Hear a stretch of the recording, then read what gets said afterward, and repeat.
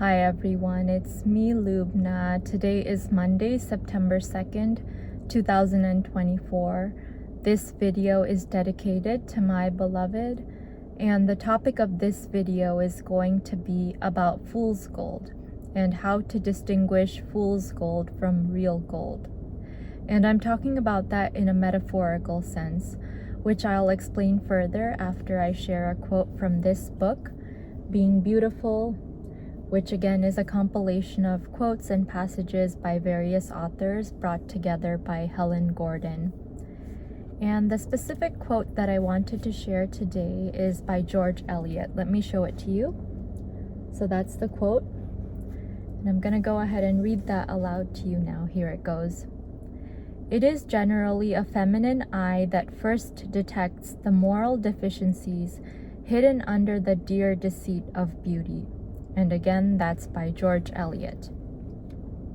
And that's pretty short compared to a lot of the other passages and quotes I've shared in my other videos.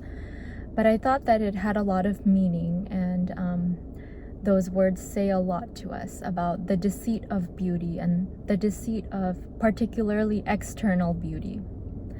And I'll give you an example and tell you about how I learned about the deceit of beauty in my own life.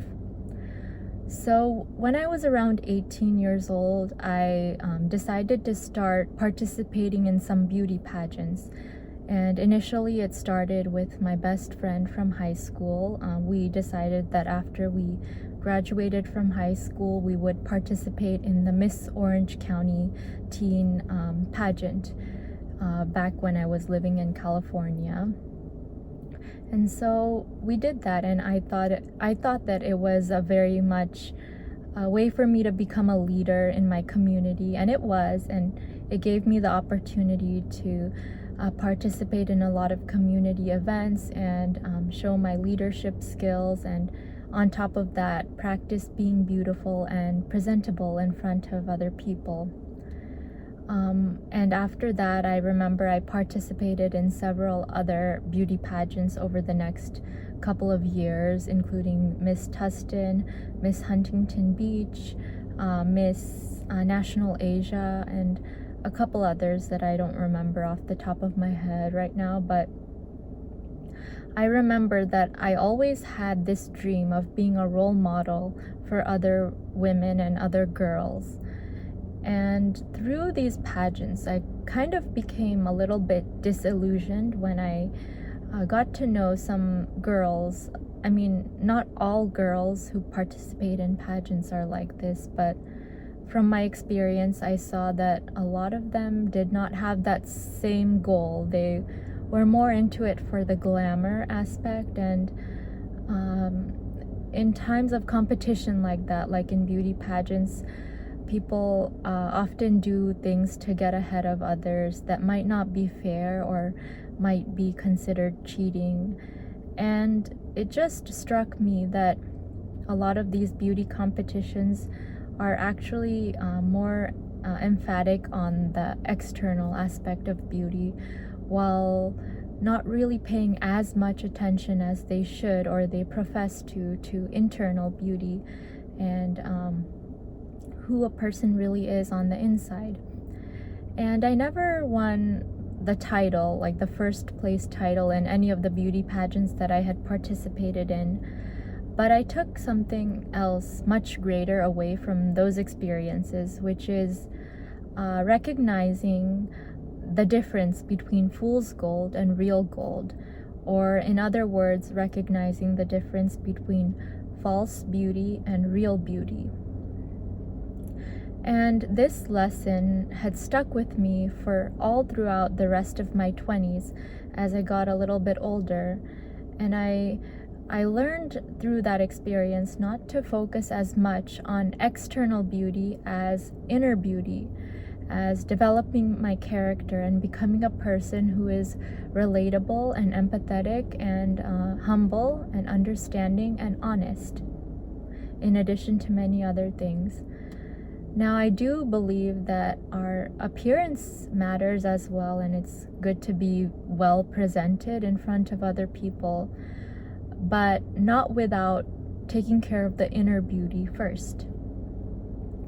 And with that, I made my goal throughout my 20s and hopefully for the rest of my life to be a person who is considered real gold rather than fool's gold.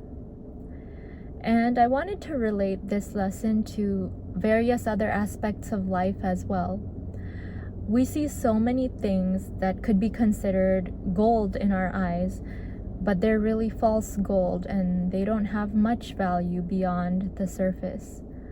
Like, think about materialistic pursuits like having a fancy car or having a lot of fancy clothes or jewelry, or even like a fabulous social media profile with a lot of followers. While those things might appear glamorous on the surface, after a while people get used to those things. The people who possess those things get used to it or get tired of it, or it causes them added stress that they would not have had if they didn't have those things. And so to all of us who don't have those things, remember that it's not really all that it's cracked out to be.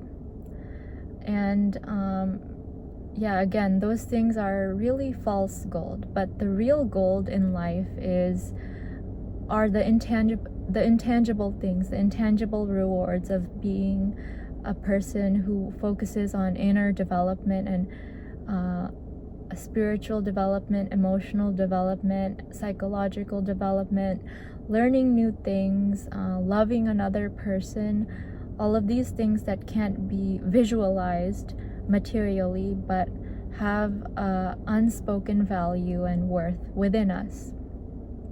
And those are the real gold in life.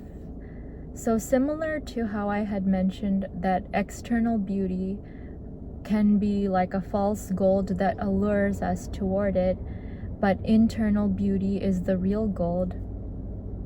Similarly, the intangible rewards of life are the real gold, while false gold is all of the shiny, sparkly things that attract us at first but really have no depth beyond the surface.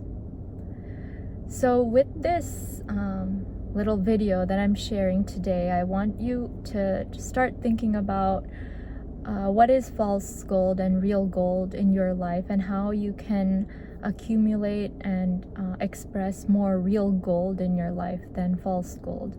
Because in the end of your life, you won't be able to take anything with you except your spirit and who you are and the love that you have cultivated and experienced. And that is the real gold in life.